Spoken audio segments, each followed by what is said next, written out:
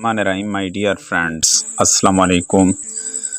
ये वीडियो उन लोगों के लिए है जो जितने भी ईटा टेस्ट के लिए अप्लाई कर रहे हैं और वो अपने इजी पैसा अकाउंट के ज़रिए से पैसे जमा कर रहे हैं ईटा के लिए, किसी भी पोस्ट के लिए ईटा के ज़रिए से। उसके लिए दो चीज़ें सबसे पहले ज़रूरी है। पहली बात तो यह है कि सबसे पहले ज़रूरी बात यह है कि इजी पैसा ऐप्स आपके पास हो और इजी पैसा ऐप्स में आपके पास पैसे भी होने ज़रूरी है।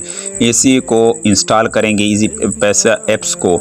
जब आप इसको इंस्टॉल करेंगे, मोर ऑप्शन पर क्लिक करेंगे। जब आप मोर ऑप्शन पर क्लिक करेंगे तो नीचे आएंगे, स्क्रॉल डाउन करेंगे तो नीचे जब आप आएंगे तो फीस कलेक्शन यहाँ पर आपको इस पर क्लिक करना पड़ेगा। जब आप फीस कलेक्शन पर क्लिक करेंगे तो फिर आपने नीचे आना है, स्क्रॉल डाउन करेंगे, आपको नज़र आ जाएगा ईटा आपको नीचे नज़र आ जाएगा। उस पर क्लिक करेंगे। जब आप उस पर क्लिक करेंगे तो आपको यहाँ पर एक चीज़ नज़र आ जाएगा, कंज्यूमर आईडी।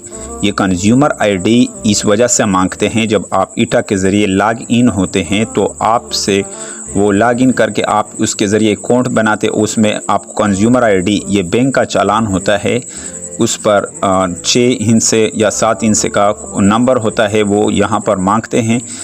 मिसाल के तौर पर यहाँ पर एक कंज्यूमर आईडी है, उसका नंबर अभी दर्ज करते हैं, वो दर्ज करते हैं।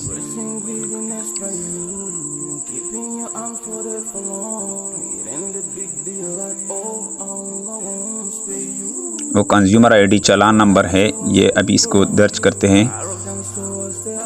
10-30-400 ये इस पर क्लिक करेंगे, नेक्स्ट पर क्लिक करेंगे। इसके बाद जब नेक्स्ट पर क्लिक करेंगे, डियर फ्रेंड्स ये नेटवर्क का भी मसला है, इस पर जब हम क्लिक करेंगे तो यहाँ पर आपको नज़र आ जाएगा अनपेड और रिस्पॉन्स। इस पर जब हम पे नो पर क्लिक करेंगे, जब पे नो पर क्लिक करेंगे तो हमें क्या होगा, आपका बैलेंस पे हो जाएगा, यानी आपका पेमेंट हो जाएगा, 500 आपका जमा हो जाएगा ईटा के ज़रिए से। यहाँ पर आपको 500 नज़र आ रहे हैं। डियर फ्रेंड्स, उम्मीद है कि आपको इस वीडियो की समझ आई होगी। अगर आपको इस वीडियो की समझ आई तो इसको लाइक कीजिए। चैनल पर पहली दफ़ा है तो चैनल को ज़रूर सब्सक्राइब कीजिए। MCQs के हवाले से मेरे चैनल पर बहुत से ज़्यादा MCQs आपको नज़र आ जाएंगे। Thank you for watching this video.